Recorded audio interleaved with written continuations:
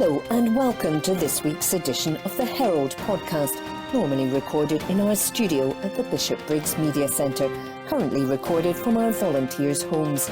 To keep in touch with us, use our social media platforms, Facebook, Instagram and Twitter, which are all at Q and Review. That's CUEANDREVIEW, or get in touch via information@qandreview.com. That's information@CUEANDREVIEW.com. Please like and share our podcasts and give us any constructive feedback. The Herald, Wednesday the 14th of September 2022. News. Joe Cullinane. It's time we all stood together and said enough is enough to poverty pay. This article is by Agenda. Working class people are fed up with constant attacks on their living standards. They are fed up with a rigged economy that sees big businesses make record profits, bosses pay soaring, and billions being paid out in shareholder dividends. They know working people pay for it through a relentless attack on their wages and working longer hours, living in cold homes and struggling to feed themselves and their children, not to mention rising bills and a continual squeeze on their public services. That's why tens of thousands of Scots have said enough is enough. A capacity crowd at the Old Fruit Market in Glasgow brought in the official launch rally of the Enough is Enough campaign in Scotland last week.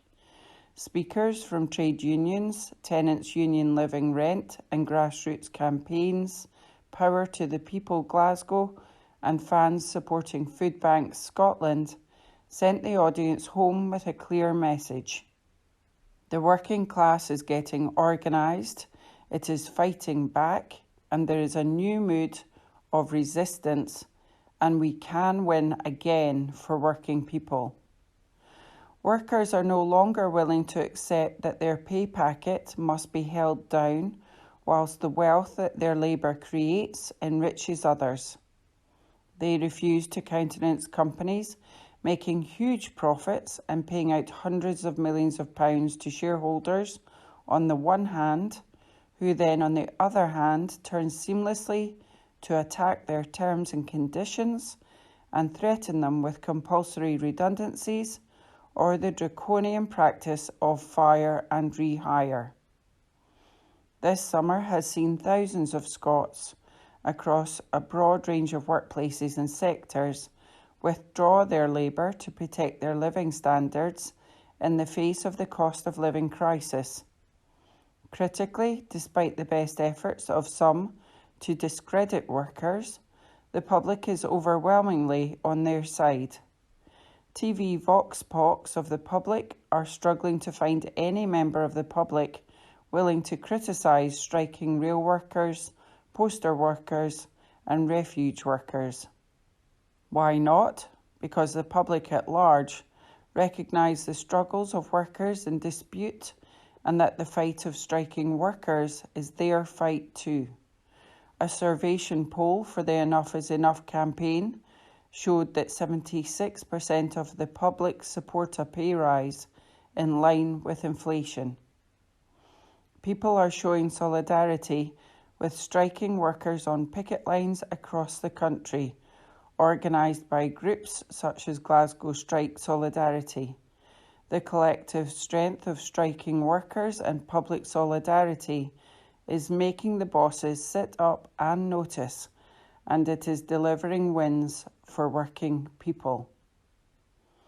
Local government workers in waste services withdrawing their labour saw the rubbish pile high in Scotland's cities, but the majority of the public didn't complain about the mess. They supported the workers and piled pressure on the government and COSLA to negotiate with the unions. But the wins are not just being won in industrial disputes. Working class people organising in their communities are delivering the solutions that we need to the cost of living. This week's partial and temporary rent freeze from the Scottish Government is a case in point. Just a few weeks ago, an emergency rent freeze was voted down by the very same government, but tenants organised through their union Living Rent have won a U-turn, protecting thousands of tenants from sky-high rent increases and evictions this winter. That's the power of working class people, resisting, organising, and no longer accepting the status quo. Working people are not willing to accept inaction from politicians, but organising collective power means inaction is no longer an option for the political establishment and the big corporations. It's what happened in the Windford in Maryhill. Residents there are locked into a district heating system with SSE. It's a scheme that was meant to tackle fuel poverty, but instead has locked residents into a contract where their energy bills have been increasing with no option to switch suppliers. But the Windford Residents' Union organised. They fought back against SSE. Their demonstrations got them a seat at the table to negotiate with SSE, and not only did they win an energy price freeze until March 2023 for themselves, but they also won an energy price freeze for all 18 SSE district heating schemes in Scotland. That's working class power right there. For months, it's been working class people that have been in the driving seat, fighting against the cost of living crisis, whilst our government went on holiday. Whilst Ofgem was announcing the eye-watering increase in the energy price cap, there was no one at the wheel for the government. Instead, it was people coming together through the Power to People campaign that stood shoulder to shoulder to demand action on energy bills. And campaigns like that, with mounting pressure from the general public, have secured temporary action on bills this winter. The growth in working class solidarity even brought Celtic and Rangers fans last Saturday to collect food for local food banks, working together under the umbrella of the recently launched Fans Supporting Food Banks Scotland group. Fans from both sides of the city's football divide put their colours to one side to fight rising hunger in the city. These examples show the importance of working class people coming together to demand a better deal. But we need to build more of it. The Enough is Enough campaign is going to do that up and down Scotland. Whether you have a rotten landlord, are in need of a pay rise, are having to use a food bank, are struggling to pay your energy bills or need decent housing, it's time we all stood together and said, enough is enough. The solutions to our problems will be won in our workplaces and in our communities. Politicians may be giving us temporary action on the cost of living crisis just now, but the cost of living crisis is just the latest crisis caused by our economic system. Unless we stand together to argue for transformational economic change, the next crisis will come along soon, and we will once again be asked to pay the price of others' greed. Join the tens of thousands of working class Scots who have already signed up to be part of the Enough is Enough campaign. Help build solidarity in our communities, and let's demand a fair deal for all of us. The website is weSayEnough.co.uk. I'll repeat that. The website is weSayEnough.co.uk. Joe Cullinan is Enough Scotland coordinator, a leading community wealth building campaigner and former leader of North Ayrshire Council. The Herald, Wednesday the 14th of September 2022. News. Nathan Gilmore's Island protest over kidnappers' charter loophole. This article is by Caroline Wilson. A Scots father has set up camp on an uninhabited island to highlight the isolation of parents separated from their children due to a legal loophole dubbed the Kidnappers' Charter. Nathan Gilmore's 7-year-old daughter and 4-year-old son were taken out of the country 3 years ago by his wife, Angelica Gilmore-Gray. The Ayrshire-based teacher has been pleading with the Scottish Government to take action to secure their return ever since. In England and Wales, there is legislation in place preventing a parent from taking children abroad without another parent or carer's consent. But in Scotland, it is not a criminal offence unless there are certain court orders in place. The Scottish Government has said it will consider addressing the loophole in due course as part of its family justice modernisation strategy, but Mr Gilmore believes there is a reluctance to take responsibility for the legal disparity. The youngsters are now believed to be in the Turkish Republic or Northern Cyprus, which is not signed up to the Hague Convention, making it difficult to have the children tracked down and returned. When the children were first taken out of Scotland, Police Scotland did not consider them to be at risk, so no action was taken.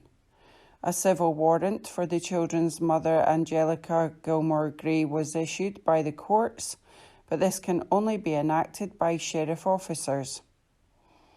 Police reviewed the case in November last year and confirmed that the children are now being treated as missing following a supplementary report on their mother.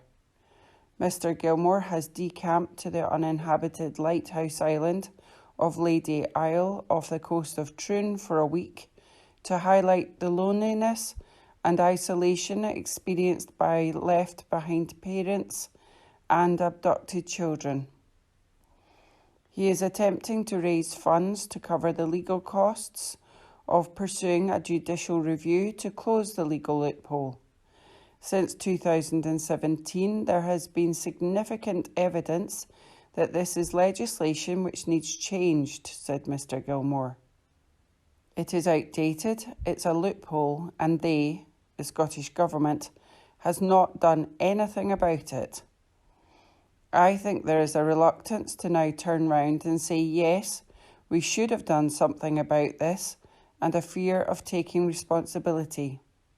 Siobhan Brown, SNP MSP for Ayr, has accused the Scottish Government of fudging figures, which she claims shows that in 2019, more than 90.5% of the public backed a change in the law to bring Scotland into line with the rest of the UK.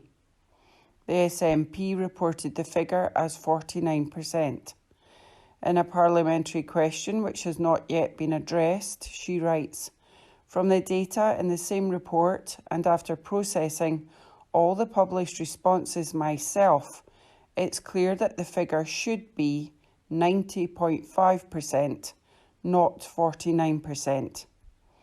If found to be inaccurate, please provide the correct percentage of respondents to question 31 of the consultation that believe the legislation should be brought into line with the rest of the UK."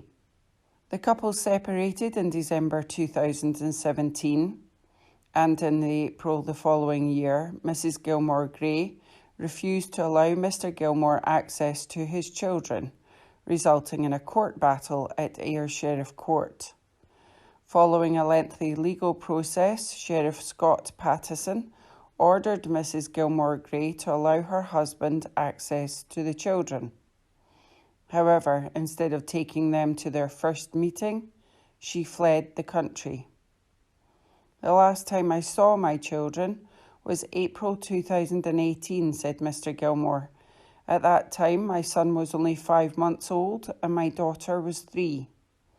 I don't know my kids anymore. Certainly that is the case with my son, and I would seriously doubt if my daughter would remember me. It's not so much the milestones that I have missed. It is their childhood. It's the opportunity for them to develop a relationship with their dad and the rest of their family. There is no official record in Scotland of children who are victims of parental abduction, unlike in England. The charity Reunite International estimates there are between 500 and 600 cases each year in the UK. Mr. Gilmore says the stress of his children's disappearance led him to giving up his job as a secondary teacher. He believes his case would have been treated more seriously if he was a woman. He said, "If I had gone into my house and removed my 2 children, as Scottish law suggests that I'm allowed to do, if I had got on a plane and disappeared, I wouldn't have got very far." Earlier this year, the Police Investigations and Review Commissioner ruled that 4 of Mr. Gilmore's complaints were not dealt with to a reasonable standard, and Police Scotland is reviewing the findings.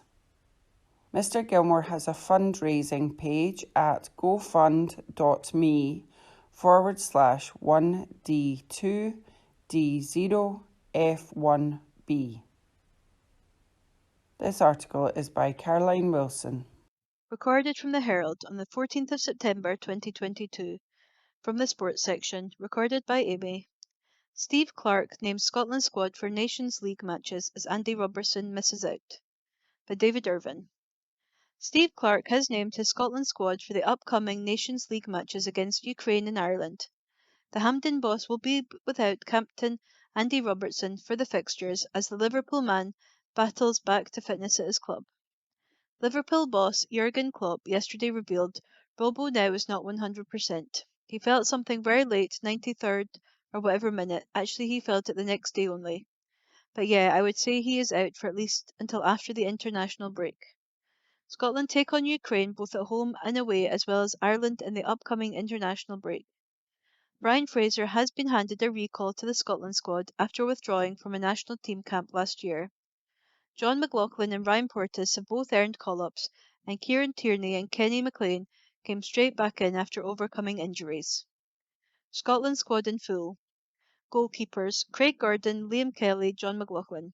Defenders: Grant Hanley, Jack Henry, Aaron Hickey, Scott McKenna, Nathan Patterson, Ryan Porteous, Anthony Ralston, Greg Taylor, Kieran Tierney.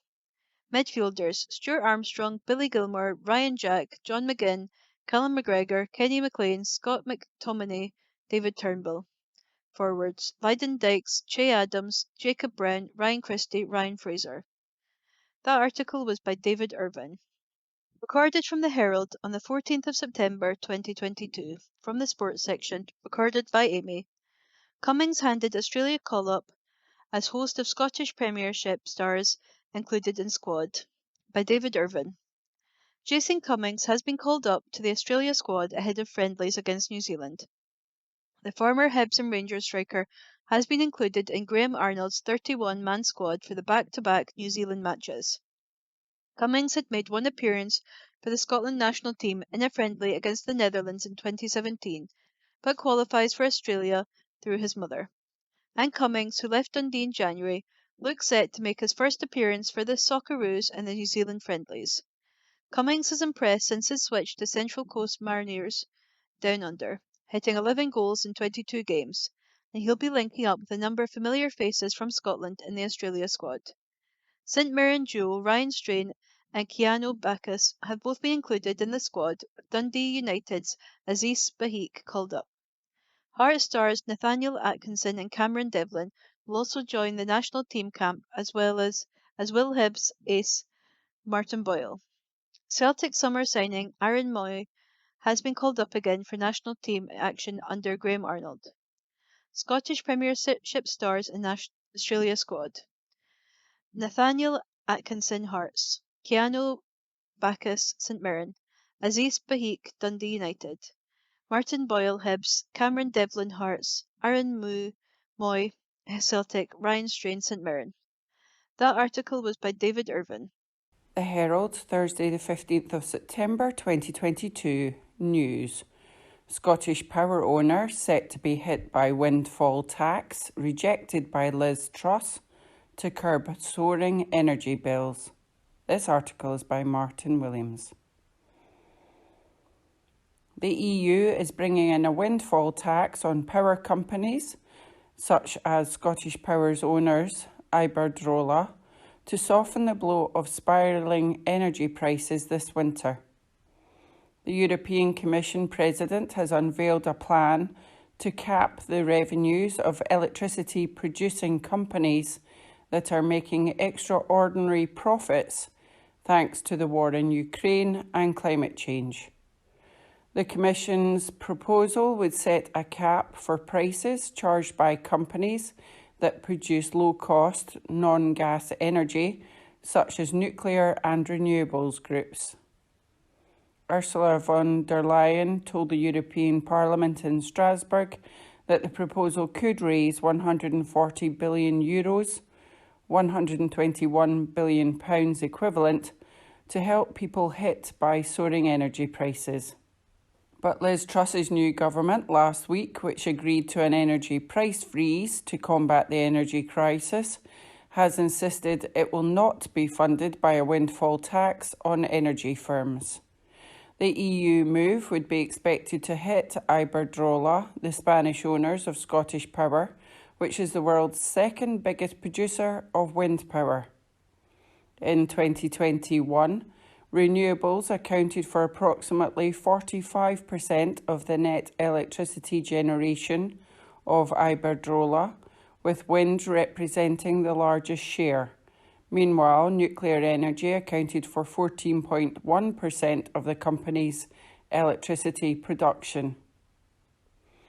Iberdrola landed a net profit of €2.07 billion, the equivalent of £1.8 billion, in the first half of this year, up 36%, thanks to what it called good performance in the United States, Brazil, and the United Kingdom.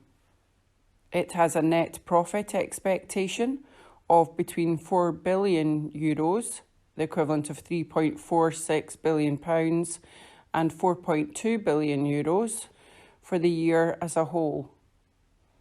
Since Scottish Power was taken over by Iberdrola 14 years ago, the Glasgow-based firm has handed over nearly £7 billion in dividends to their foreign owners. The Liz Truss price freeze eliminates the £3,549 average annual dual fuel price cap set by the market regulator Ofgem, due to come in October. Instead, the price cap has been frozen at £2,500 for the next 2 years from the 1st of October, which the government believes will deliver a pro-growth, pro-business and pro-investment approach for the country's energy security. This is still over £600 more than the cap set for around 1.5 million Scots households in April, and double that which was in place last winter. It is believed that the support package will total more than £100 billion.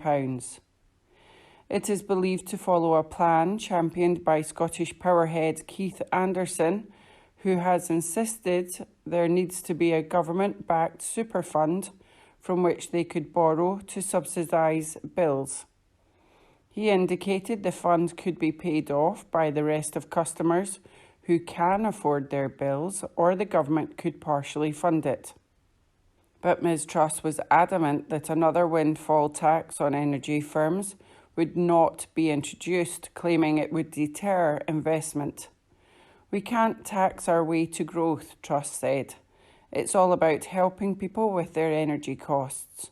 A windfall tax would discourage the very investment we need to secure a homegrown energy supply."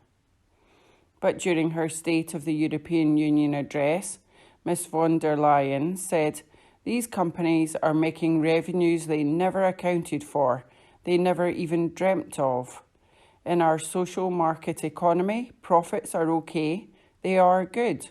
But in these times, it is wrong to receive extraordinary record revenues and profits benefiting from war and on the back of consumers. In these times, profits must be shared and channeled to those who need it most. Our proposals will raise more than €140 billion for member states to cushion the blow directly.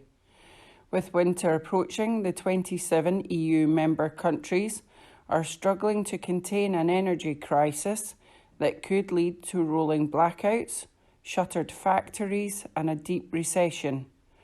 Russia has already cut gas supplies partially or entirely to 13 member countries.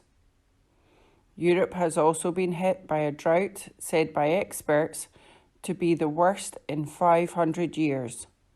The EU plan did not include an earlier idea to cap Russian gas prices. EU countries are divided over whether broader gas price caps would help or harm efforts to secure winter supplies.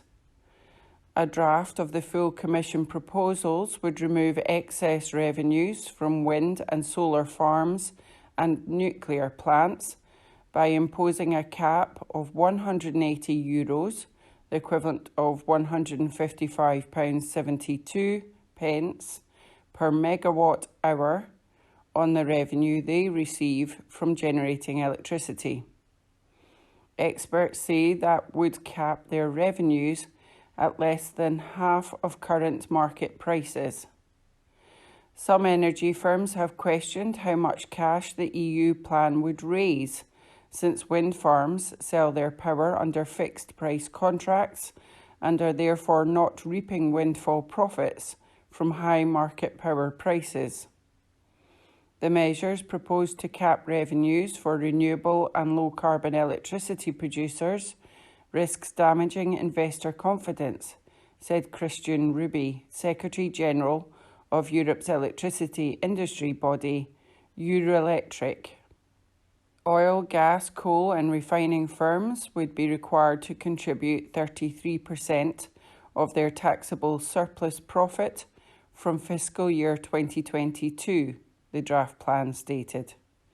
Ms von der Leyen also said that the 27 nation bloc's electricity market must be reformed to properly tackle the energy price hike crisis that is hurting European businesses and households. She said that a deep and comprehensive reform of the electricity market is required to reduce the influence of natural gas on the way that prices are set. Natural gas is used to power industry, heat homes and offices, and generate electricity. Even before Russia started its war against Ukraine, many EU member states had been calling for a thorough and structural reform of the bloc's energy market because they believe that the influence of gas in setting wholesale electricity prices is disproportionate. The current electricity market design is not doing justice to consumers anymore, Ms von der Leyen added. This article is by Martin Williams. The Herald Scotland, Thursday, 15th of September 2022. Voices. Ian Houston, letter from America. I'll be doing my own kilt walk in Washington. On morning walks in Washington, D.C., I stroll along pondering, now and then whispering to my trusted dog Leo. Last week I heard the seasons of nature whispering to each other that it was time again to guide and change. As the light of days shorten, school days have landed in earnest, farmers plan the harvest and we edge towards the winter chill. This is the moment especially to be mindful of the well-being of those around us. Like you, I have been surrounded by the recent news in the US and the UK that has focused on the political stage. Politicians donning partisan costumes, rehearsing before us, seeking parts in the play of governance as they deliver their lines. Have we not seen this play many times before? I admire those who stand for office with the motivation to advance the common good, improve lives, and keep hope alive. I recently watched former President Barack Obama and Michelle Obama deliver poignant remarks and came away refreshed by the skill they have to connect with the people, raise optimism and motivate us to serve others. As we consider these questions, we do so in the midst of economic recession, historic inflation, a cost of living crisis, and a war that is generating significant destabilisation and human hardship. One critical area political figures must focus on is how to embolden the charitable, non-profit and social enterprise sectors. Many of these entities and the good people behind them are looking problems literally straight in the eye, eyes that are tired, eyes that are anxious. These sectors not only will render immediate care and service, but they will be integral to helping the US, UK and Scotland emerge out of adversity. The National Council of Non-Profits here in Washington, D.C. notes that prior to the pandemic, charitable organisations employed more than 2.3 million individuals nationally, paid $826 billion in wages, benefits and payroll every year, and spent nearly $2 trillion annually. They further highlight that non-profits collectively employ more Americans than the construction, finance and insurance industries combined. In Scotland, a similar dynamic has played out. A significant percentage of the workforce is connected to non-profit, charitable or social enterprise employment. We should not be dismissive of these sectors as irrelevant solutions to our economic and energy challenges. In fact, if governments invest more into these sectors and create economic and social incentives for those who work in them or just invest in them, we will see both the deepening of a compassionate society and an injection of energy that rekindles a passionate economy. Since I opened with walking and the season of opportunity before us to help those in need, let me close with one of the most extraordinary and inspiring initiatives that is uniquely Scottish and an example for the world. Kilt Walk. Here are some Kilt Walk figures that are sure to inspire you. The Glasgow Kilt Walk in April raised £4 million. The Aberdeen Kilt Walk, £925,000. And in Dundee, £930,000 was raised. With the addition of Edinburgh on September the 18th, that total number will be a massive injection of funds resulting in support for over 1,000 charities. Since 2016, Kilt Walk says Kilt Walkers have raised £22.5 million and the Hunter Foundation, through the extraordinary generosity of Sir Tom Hunter, have added £11.4 million. That's a total of £33.9 million for over 3,000 charities. It offers a roadmap to addressing community and economic challenges. I wish I could be there in person this Sunday in Edinburgh, but I will be a Kilt Walker here across the pond in solidarity, yes, in kilt and with Leo. And I might even whisper as I stroll how proud I am to call friends so many of those who walk and move through life in Scotland, America and the world as positive examples for good. I am reminded of the line from the late African-American author Toni Morrison, who said, "The function of freedom is to free someone else." That mindset of considering others from the vantage point of our own gifts and opportunities is enormously powerful as a tool for change. We all have troubles, we all have talents, we are all on this walk together. Ian Houston spent his career in Washington, D.C. as an advocate for diplomacy, trade, global poverty alleviation, intercultural dialogue. He is a global Scot and serves as president of the Scottish Business Network in the US. He is an honorary professor at the University of the West of Scotland and honorary lecturer at the University of Aberdeen. His views are his own. The Herald Scotland, Thursday, 15th of September 2022. Voices. Neil Mackay. We need to be able to discuss abolition of monarchy without fear of being arrested. You don't disrespect the dead by talking of a future without them. The Queen was the constitutional monarch of a democracy. The bedrock of any democracy is freedom of speech.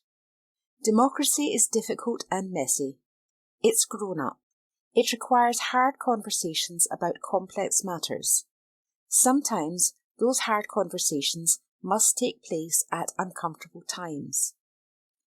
If this nation, which the Queen headed, is indeed a democracy, does it not do that democracy a grave disservice to abandon the need for difficult discussions to softly smother freedom of speech?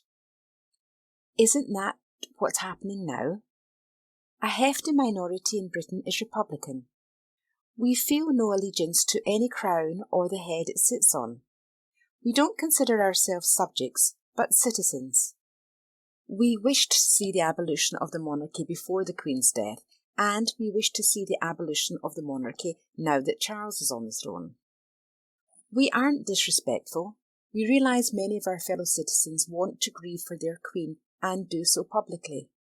We are happy for them to honour that need. But as members of this democracy, we shouldn't be made to feel as if we must stay silent when it comes to our opinions. And a sense of silence has indeed been foisted on this country. Broadcasters, chiefly the BBC, act as if Britain is as one in its view of the Queen. It is not. While most Republicans respect the Queen, that doesn't mean we respect the institution of monarchy. Her death doesn't suddenly mean we abandon principles and become obedient royalists. There's a feeling abroad that to even attempt to begin a conversation about abolition of the monarchy now would be to court the most swift of cancellations. The sight of anti-monarchist protesters being arrested on the streets of Britain for voicing opinions which millions of us hold is frankly chilling. As a Republican, do I agree with street protests against the monarchy right now? No, I don't. There's a time and place for street politics, and it's not now. But I support the right of these protesters to make their case in public without fear of arrest.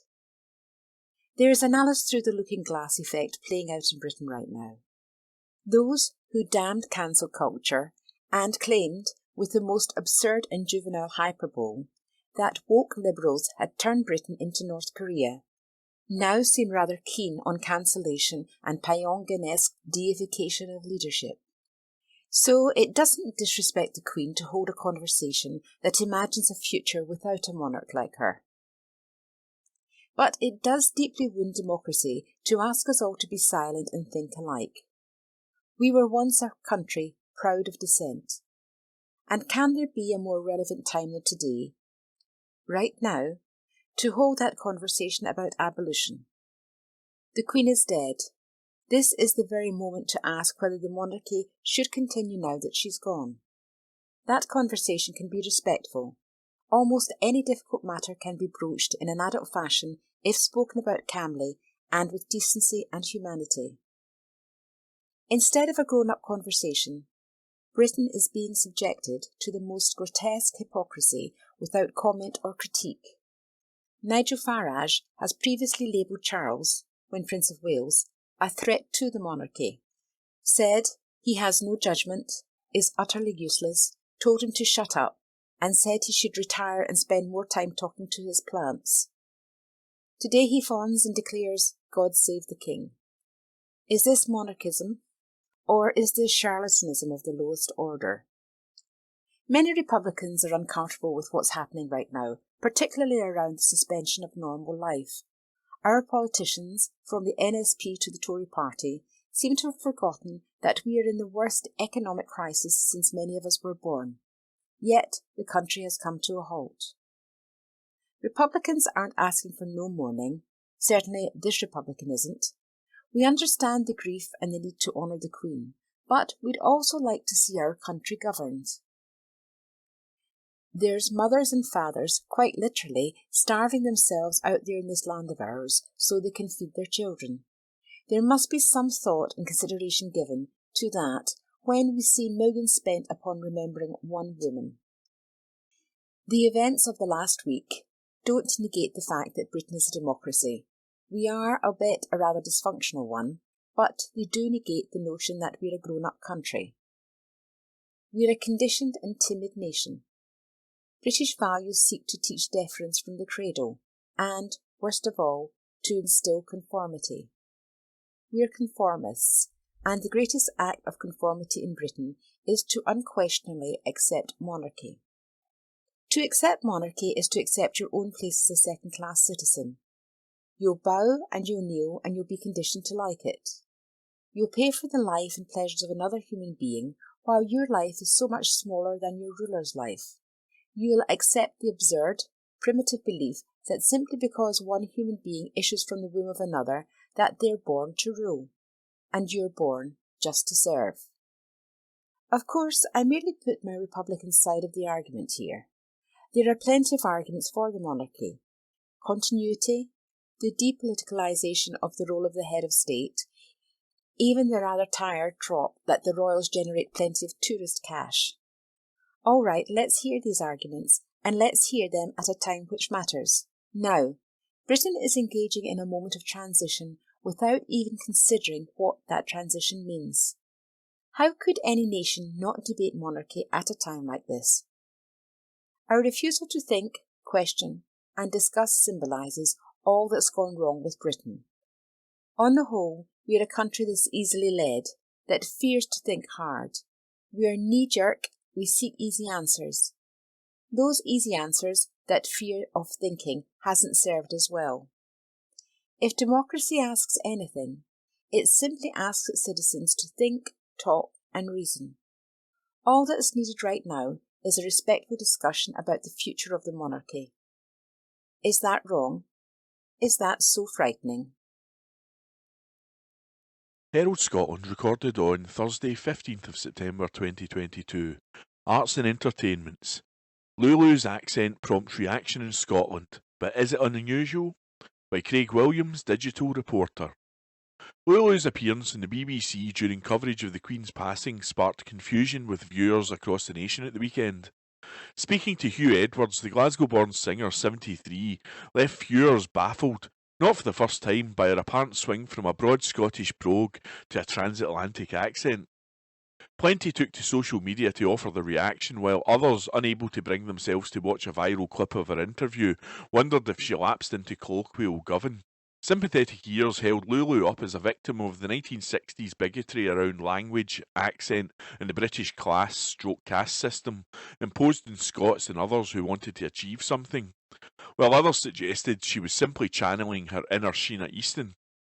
Professor Jennifer Smith, Professor of Sociolinguistics at the University of Glasgow, told the Herald that Lulu's use of style shifting rather than be a tactic used by a minority is something we all do. She said, "We dress differently depending on where we're going, a suit to work or a maxi dress to a wedding. We also speak differently depending on where we are or who we're talking to. How you speak to a teacher might differ from how you speak to friends. Linguists call this style shifting, and it's something we all do. Some of us style shift just a little, changing a few words here and there. Others might style shift a lot, changing the words, sounds and sentences in their speech. In cases where a speaker has moved from one area/country to another, they might style shift a lot. Part of the reason for this is because they want to sound closer to the speakers in the new place. This kind of adaptation is called accommodation. We accommodate to the speakers round about us. So for example, Lulu is saying beautiful, as this is how speakers in the States would say it. If she was talking to her family, she might say beautiful.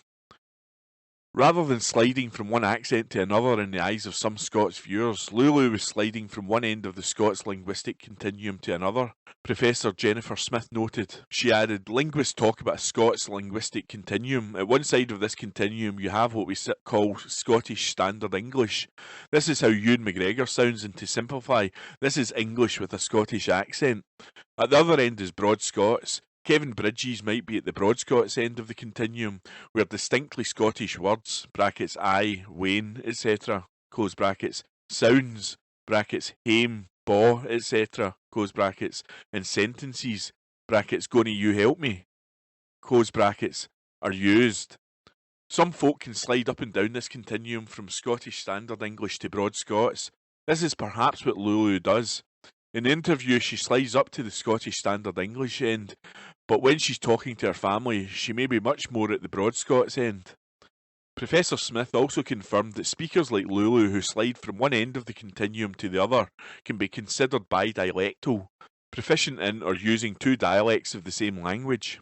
Interestingly, a 2017 study by the University of Abertay concluded that the brain treats a dialect in a language in the same way, with bidialectals displaying the same switch cost pattern as bilingual speakers do, and different dialects (brackets) or closely related language varieties (close brackets) are stored in the brain in similar ways as different languages. So maybe it's Lulu who has had the last laugh over her sceptics. By Craig Williams. The Herald, Friday the 16th of September 2022. News. Babcock Rosyth, Fife, wins Polish warship contracts. This article is by Brian Donnelly. A Scottish shipyard is to deliver first-class frigates to Poland after securing 2 new warship contracts. Babcock International in Rosyth is linking with shipyards in Poland to produce new frigates under the Polish government's programme. The firm was also earlier this year chosen as the platform design provider and technology partner for the new country's frigate programme.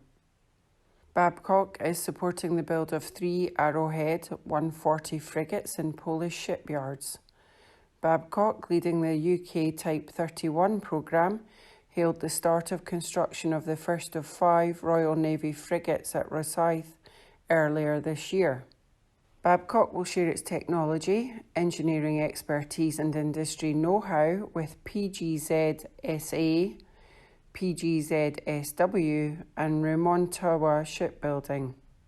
A class design contract and the transfer of knowledge and technology framework agreement respectively support the further development of the programme and boost shipbuilding capability in Poland to deliver its Machnizek or swordfish vessels.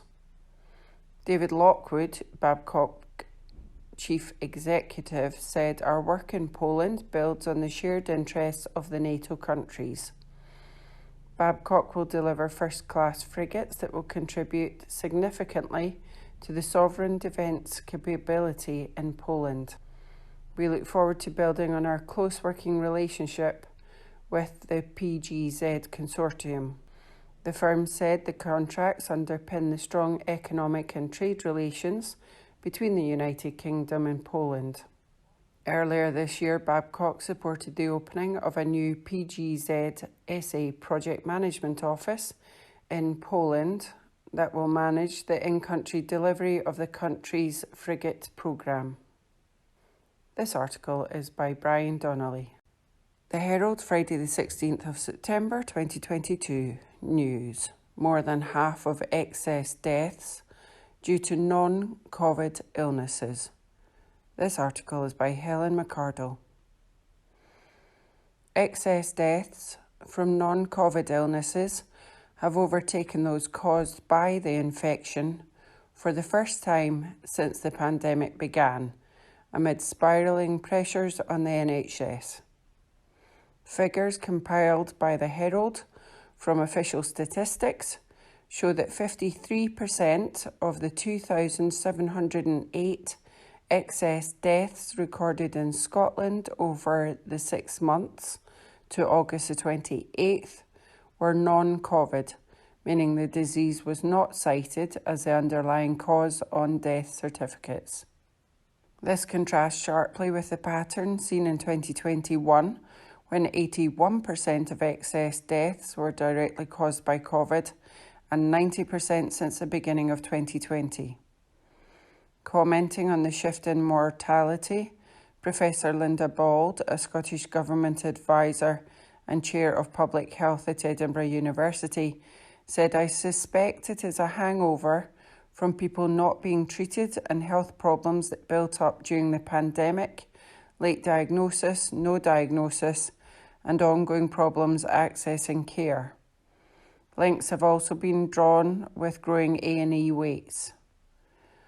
The most recent monthly statistics show that a record 4,483 people spent more than 12 hours in accident and emergency during July, a key signal of the extreme bed shortages facing the NHS. Research estimates that one extra death occurs for every 82 patients who wait more than 6 to 8 hours in emergency departments before being admitted into a hospital bed, due to factors such as delays in receiving pain relief, antibiotics and other vital treatment, as well as increased risk of acquiring hospital infections. The longer the wait, the higher the risk. Long stays in A&E are also known to trigger delirium in elderly patients, while staff working in overcrowded A&E departments are less able to monitor patients for signs of deterioration.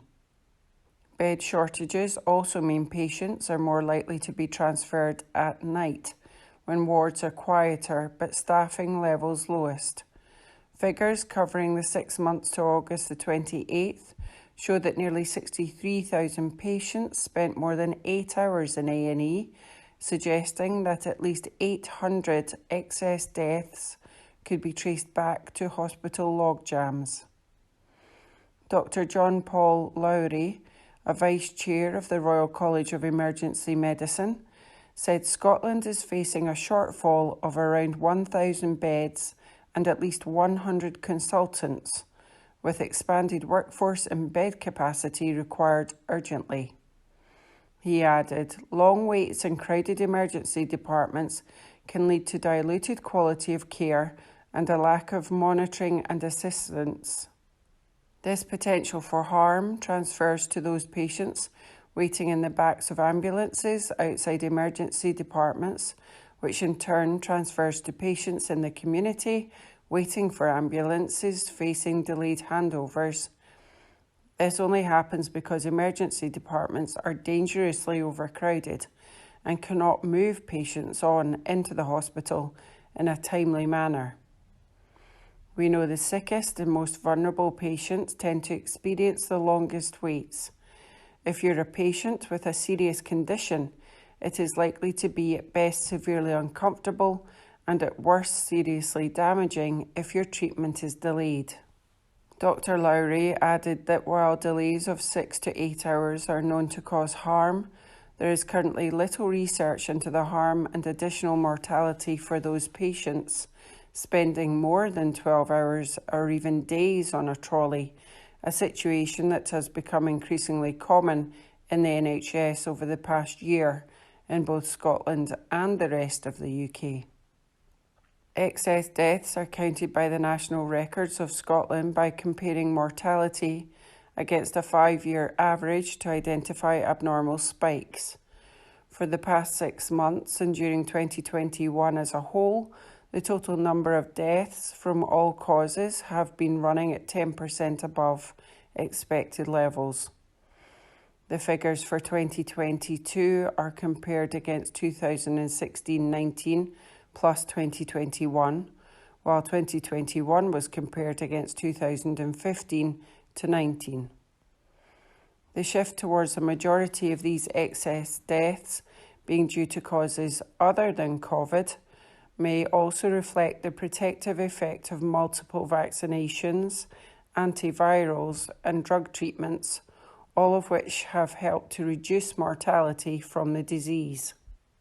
Statistically, it is now no more lethal than flu, even for the elderly. However, very high virus rates compared to earlier in the pandemic mean that it has still been responsible for nearly 1,300 deaths in Scotland since the end of February. Of the non-COVID excess deaths over the period, around 1 in 3, 458, are due to circulatory causes, such as heart attacks or strokes. Alan Cowie, Interim Chief Executive at Chest, Heart and Stroke Scotland, said the NHS is being forced to operate in crisis mode as a result of the impact of the pandemic on health. He added, "We're already seeing a dramatic increase in deaths from stroke and heart disease, Nearly 500 more people died of ischemic heart disease in 2021 compared to 2019, and stroke deaths were higher in 2021 than they were before the pandemic. If we don't see urgent action, the NHS will be in a permanent state of crisis management, which will affect hard-working NHS staff and the care we receive. Dr. John Montgomery, a Deep End GP whose practice is based in one of the most deprived areas of Glasgow, said his patients had been disproportionately harmed by COVID and were now more likely to be in deteriorating health. He said, "We've got a higher incidence of cancer and our patients tend to present later with the worst outcomes, so you're certainly seeing that. Then, of course, that's compounded by the delays in getting investigations and referrals. So you've got that triple whammy of more cancer to manage, presenting late, and then delays in investigations and onward referrals. Then you've got ongoing issues with substance and alcohol misuse, and again late presentations seeking assistance, and then delays getting them into the system to get help.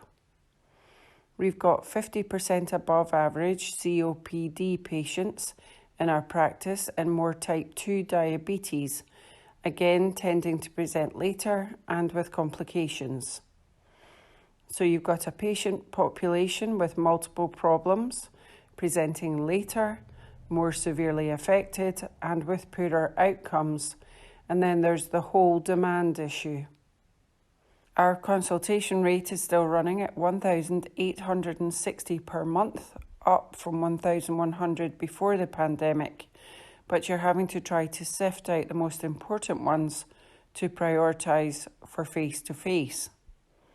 The Scottish Government said that 80% of excess deaths over the past 6 months listed COVID as either an underlying or contributory cause. Death certificates can include only one underlying illness as the main cause of death, but mention multiple other factors as contributors. A spokesperson said it is not possible to determine from MRS statistics whether deaths are linked to waits for treatment, adding we recognise the impact of long waits which have grown as a result of COVID-19 on people's physical and mental health. That is why we have introduced ambitious targets for NHS Scotland to tackle the backlog of planned care. We are working hard with health boards to remobilise the NHS in the safest possible way, while also supporting boards to prioritise elective activity based on clinical urgency and long waits. This article is by Helen McCardle. The Herald Voices section and the 16th of September. A fond farewell to the Queen of Scots. This week, Scotland bade a fond farewell to its revered Queen of Scots, Queen Elizabeth, the longest reigning monarch in UK history. And without wanting to sound too much like Brucey, didn't we do well? It was a truly magnificent last goodbye. Scotland looked absolutely stunning. As the occasion warranted, our nation proudly and respectfully stepped up to the mark, with hundreds of thousands of Scots covering all generations of all religions and political persuasions, lining the streets from Balmoral Castle to our place of rest at St Giles Cathedral, Edinburgh, to pay homage to the Monarch of Glen.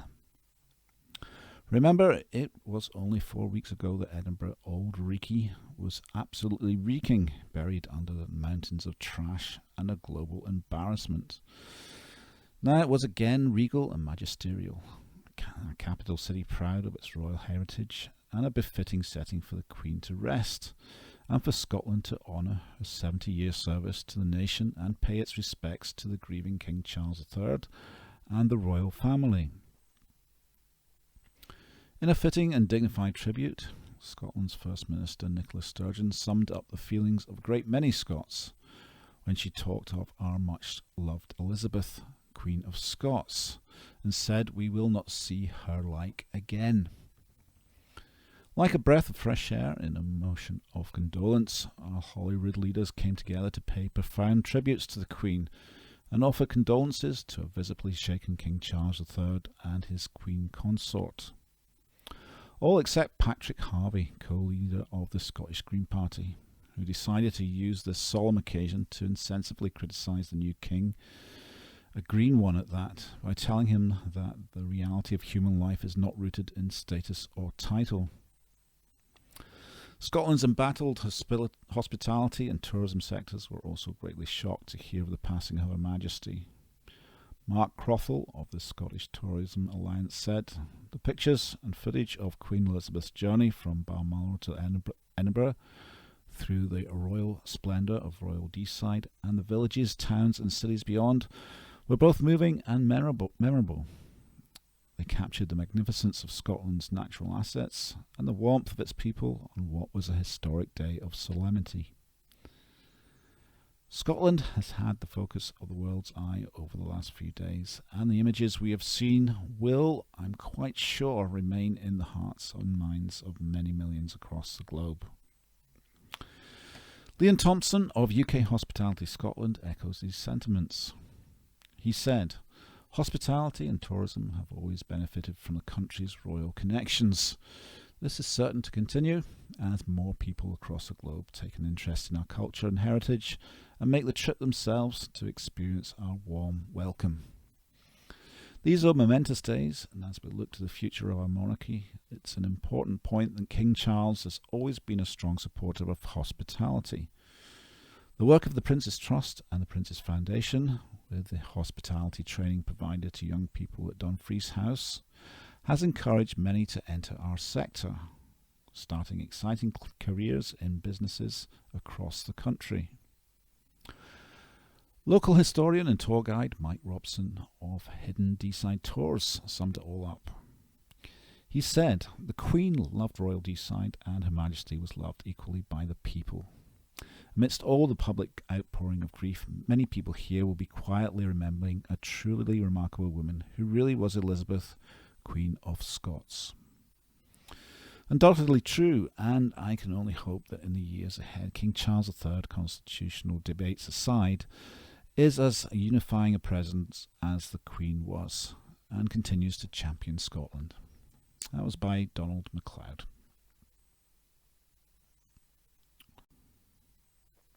The Herald, the 16th of September, and the Voices section. Blots on Ibrox copybook could spell end for Van Bronckhorst. By Kenneth Ward. We've all been there. That moment when we go and spill the inkwell for our antique fountain pen all over the Royal Visitors book. Poor old King Charles. It was the second such calligraphic catastrophe to befall the new monarch in about as many days. First, he couldn't find an attendant fleet-footed enough to clear the desk at his first meeting of the Privy Council in London on Saturday. Now this Danner in County Down in mid-week. It's no wonder he parted with 100 or so of his Clarence House staff this week. Well, we might scratch our heads and wonder why the King got so grumpy about the ink mishap. Some sympathetic onlookers will say you just can't get the service these days. Others will say it's a symptom of his advancing years. And some will call foul on a sense of entitlement from lifetime as an elite. Maybe next time you should just try using the humble ballpoint. Now, I know what you're thinking. Maybe it's time I got to the bleeding point. Perhaps, like His Majesty, you bare your teeth at the pooch, shove the newspaper in theirs and gesture for them to tear it up in the backyard, at your behest for once. Well, I will get to the point, if you'll let me. And yes, it's a ballpoint, a football point, for whenever Chas calms down, perhaps he would spare a thought for Giovanni von Bronckhorst, the embattled Rangers manager who blotted his own copybook for the third time in quick succession this week. Von Bronckhorst's strikers will no doubt sympathise with the "you can't get a decent service these days" line. 0 goals in their last 3 matches against Celtic, Ajax and Napoli tells its own story. The shipping of 11 goals during that sequence should have alarm bells ringing around the Ibrox corridors too. While James Sands, the United States midfielder, has been commended for filling in at centre-back with Connor Goldson, the cracks in that particular chink of armour have been prodded and poked to great effect by Celtic, Ajax and Napoli. Sands was sent off on Tuesday night after mistiming a challenge inside the penalty area, and it proved costly for the home side. As legendary Rangers manager Walter Smith used to say, you're only 2 defeats away from crisis at the Govan club. Well, that's 3 trouncings on the trot. For those who point to the King's vintage to account for his grumpy behaviour, the diminished performances of Stephen Davis, a 37-year-old Northern Ireland legend, at the heart of the Ibrox midfield, may feel vindicated in their assessments. However, that is to overlook one of the few bright sparks in the last 3 matches for Rangers: the performance of Alan McGregor against Napoli on Tuesday night. The former Scotland internationalist, 40, saved the penalty conceded by Sands and made a string of other fine stops to keep the scoreline relatively palatable for the 50,000 supporters inside the Govan ground. These are both potential marks against the man in charge of selecting the team, however. Von Bronckhorst decided to put his chips behind John McLaughlin at the start of the season and only selected McGregor for the Champions League clash on account of an injury to his number 1 Davis. Meanwhile, ploughed on in midfield to little creative effect. It's a worrying sign of decline in the spine of the team. Van Bronckhorst's first match as manager saw his new side defeat Sparta Prague last November to reach the knockout rounds in Europe's second club competition. His run thereafter to Seville and ultimately defeat in the final of the competition against Eintracht Frankfurt gave his reign an added sheen, despite his relinquishing their hold on the Premiership crown in the process. 2 men central to that Europa roller coaster were dynamic defender Calvin Bassey and creative forward Joe Aribo, who have both moved on to Ajax and Southampton respectively, and Rangers' decision to sell off the crown jewels has appeared to have backfired thus far. Of the 7 players Von Bronckhorst was able to bring in to strengthen his squad during the summer transfer window, none were included in the starting 11 to face Napoli. And, in the first half in particular, it was his side's best performance in several weeks. Is that Van Bronckhorst's fault? Well, this is where those who point to a sense of entitlement come in. As Smith was all too aware, success is the only real barometer at Rangers. It's hard to see how Van Bronckhorst will survive anything other than a convincing Premiership win tomorrow against Dundee United, a club that ousted its own manager, Jack Ross, on the back of heavy defeats in Europe and to Celtic already this season. That was by Kenneth Ward. The Herald, this 16th of September, and the Voices section. Dumping bonus caps for bankers is risky business as economy struggles, by Kirsty Dorsey. In an inflationary spiral where the Governor of the Bank of England has asked ordinary workers to think and reflect before asking for pay rises, the optics on removing the cap on bonuses for highly remunerated bankers couldn't be worse. The restrictions introduced under EU rules in 2014 were aimed at avoiding the largeness at the heart of the 2008 banking crisis, and state that any bonus amounting to more than a year's salary must be approved by shareholders. An accompanying hard cap sets the maximum bonus at no more than double annual salary. City grandees in London have long grumbled that while this keeps the UK on a level peg with other European centres of finance, The bonus cap has allowed the likes of New York and Singapore to get the jump on attracting top talent. Average total compensation for senior bankers in New York, for example, is about 30% higher than in London. That's not to say that the taps in London have been shut off, not by a long stretch. It was reported in February that one bar in the city offered a run on champagne, because bankers at the so-called Big Four, HSBC, Barclays, Bank of Scotland owner Lloyds, and Royal Bank of Scotland owner NatWest were anticipating a $4 billion bonus round this year. Absolute proof as to whether the cap has succeeded in enforcing pay restraint is ambiguous, but some very senior bankers in the UK have enjoyed increases in basic salary to compensate for the higher bonuses available elsewhere. Those in favour of removing the bonus cap argued that lower base salaries combined with higher but more volatile performance-based bonuses puts the banking industry's intrinsic risks more squarely on staff rather than shareholders. Bonuses go down in times of economic hardship, they say, and are easier to recover than base salaries in the event of employee misconduct.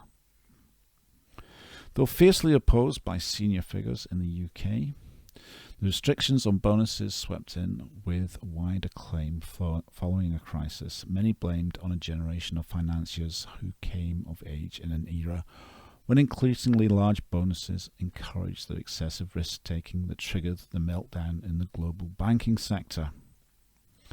Removing the cap was always going to be unpopular with a great many folk, and particularly at a time when plenty are struggling to make ends meet. But the real question is whether now, sitting on the cusp of a new financial crisis, is the right time to inject even more risk into a highly uncertain economic landscape. That was by Kirsty Dorsey. The Herald, the 16th of September, and the Voices section. Herald Diary. From bagpipers to drunks to Harry Potter, Edinburgh gets back to normal. By Lorne Jackson. The diary is rightly lauded for the veracity of its tales. Unlike lesser media organisations, we meticulously research our copy, putting even the smallest detail through a rigorous fact-checking operation. That's why our faithful readers can believe every good word of the following yarn from reader Gordon Fisher. Inspired by a mention of Handel's Messiah in the Herald, he says, "What's little known about this musical genius is that he was a skilled cyclist. He loved nothing better than pedalling through the countryside, balancing no hand style while composing his melodies on paper, which he propped up on the front of his bike. Thus Handel's bars were named." Email for Aegis. Some years ago, reader Rachel Kenny received an email from the Human Resources Department in the office where she worked. The message considerably explained that all members of the staff who were struggling with their workload would be provided with moron support.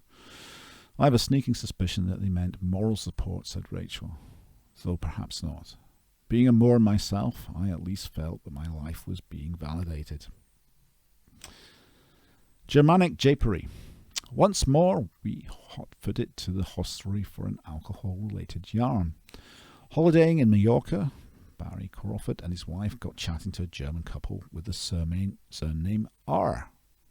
A-U-E-R. They explained that because of their cheery disposition, their friends back home called them the Happy R's. Gone to Potter.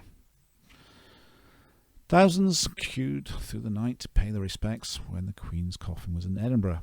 The official mourning is now focused in London, which means the Scottish capital has returned to normality, or what constitutes normality around these parts.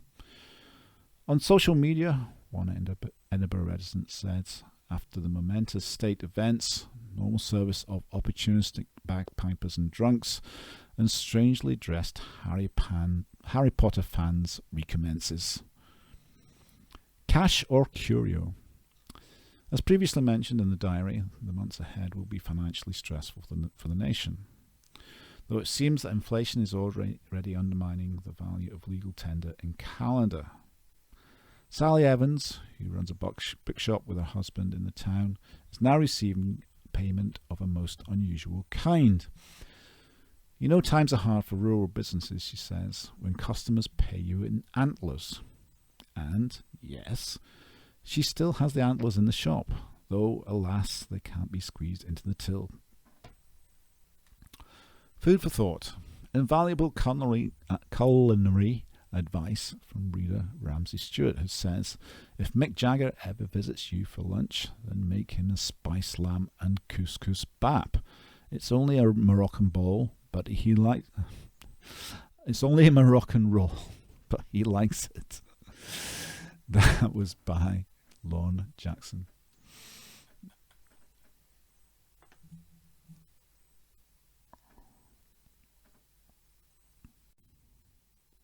The Herald, the 16th of September, and the Voices section.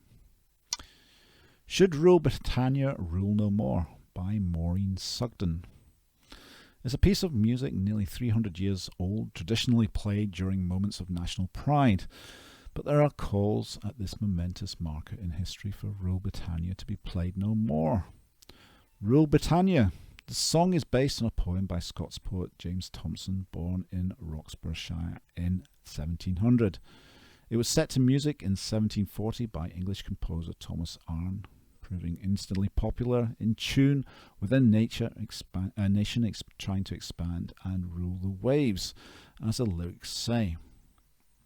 The song was allegedly part of Arne's masque, a form of 16th and 17th century entertainment involving, unsurprisingly, masks and verse performed to the then Prince of Wales to mark the ascension of his grandfather, King George I, and the birth of his daughter. Strongly associated with the Royal Navy and the British Empire, lyrics include the nations not so blessed as thee must in their returns to tyrants fall, while thou shalt flourish great and free, the dread and envy of them all. Rule Britannia, rule the waves, Britain never will be slaves. Notably, in the wake of the Black Lives Matter movement, focus on the song's links to colonialism and slavery has led to calls for it to be retired. In September 2020, the BBC had said it would not have Rule Britannia sung at the last night of the proms, sparking even a prime ministerial intervention. Such was the backlash, with Boris Johnson saying, I think it's time we stopped our cringing embarrassment about our history, about our traditions, and about our culture, and we stopped this general bout of self-recrimination and wetness. Culture Secretary Oliver Dowden said, confident, forward-looking nations don't erase their history, they add to it. The BBC reversed its decision, saying its original plan to perform only orchestral versions of both Rule Britannia and Land of Hope and Glory was inspired by COVID-19 restrictions, and the songs were duly sung in socially distanced manner. Mark Delisser, who co-hosts our Dementia Choir, regularly presents Songs of Praise, is a vocal coach on Masked Singer and conducts a children's choir for children in need. Thinks that in the wake of the Queen's passing, the patriotic song should now never be sung again. It will take a little time to get our heads around singing God Save the King, Delisser said, though I'm sure we will continue to mistakenly say Queen, as it's been all most of us have ever known. But Rule Britannia should never be sung again. Confined to the history songbooks forever. It was written at a time when colonialism was the name of the game, and this is the bleak history of the UK, which we should never forget, but always seek to make it right for the current time of society. So it should never be sung again in any public setting. King Charles III should make this happen. This was by Maureen Sugden.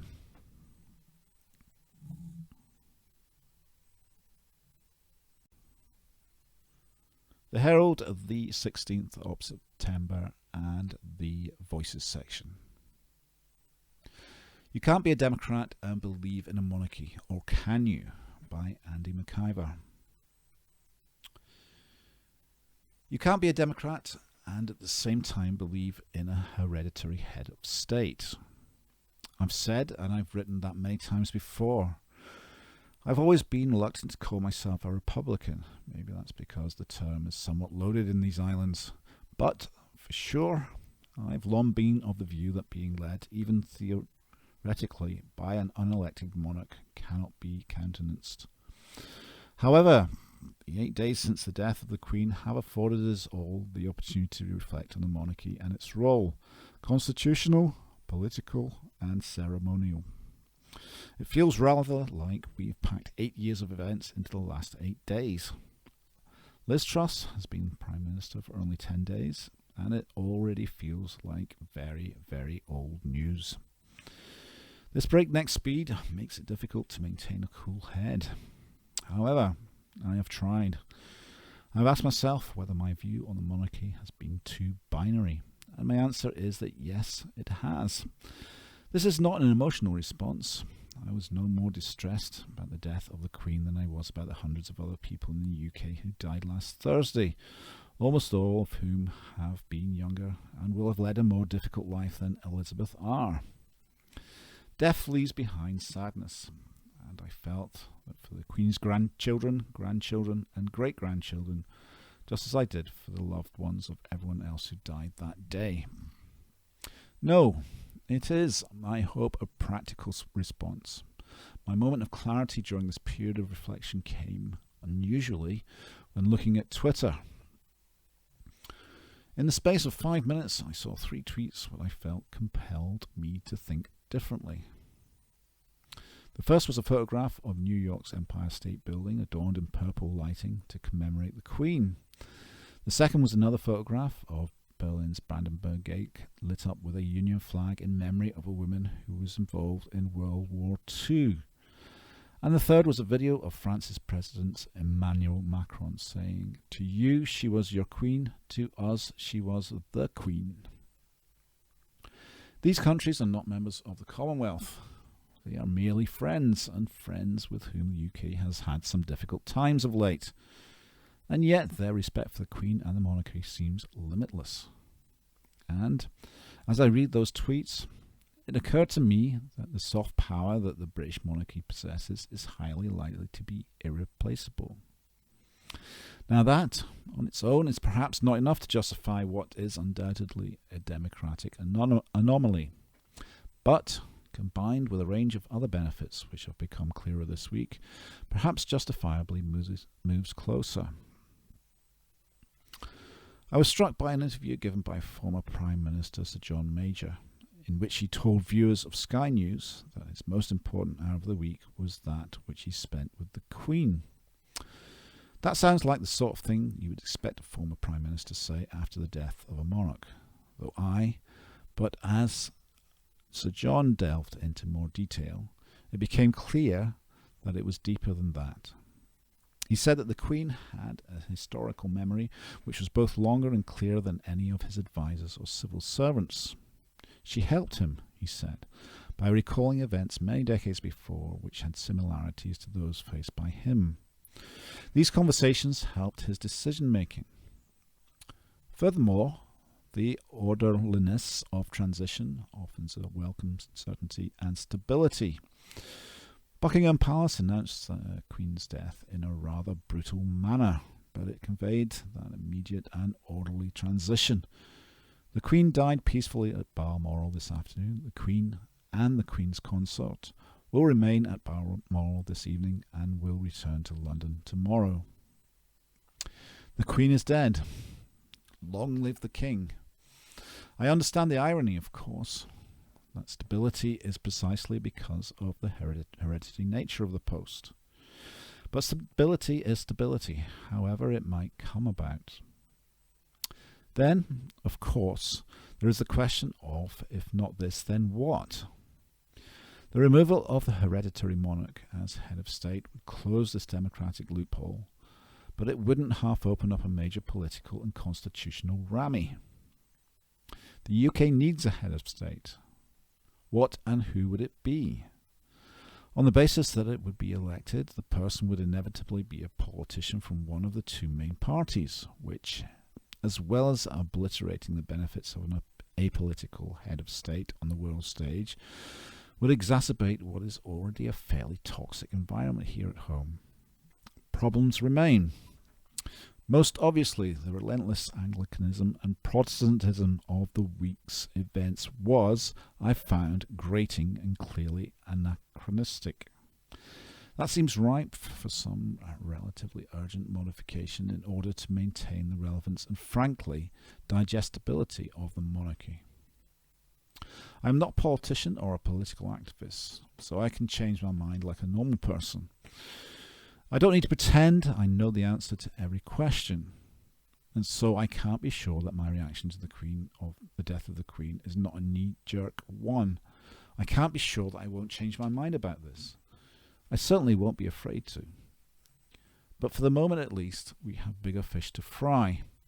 When Liz Truss visited Balmoral last Tuesday, she was not asked to form a subordinate government by a queen on a throne in a gown and a crown. She was confirmed as Prime Minister by an elderly lady in her living room who was ticking a constitutional box. The royal family is not a threat to our democracy. Indeed, if there is any part of that meeting upon which falls a democratic question mark, it's the fact that the new Prime Minister was chosen only by members of a political party. The King's role is neither ceremonial nor political. Instead, it belongs in that large grey area inhabited by so much of Britain's wonky constitution.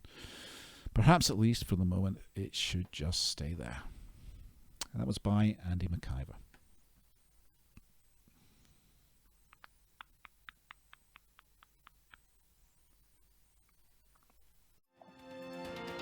And that was this week's The Herald podcast, normally recorded in our studio at the Bishopbriggs Media Centre, currently recorded from our volunteers' homes with the publisher's kind permission. Thanks for listening.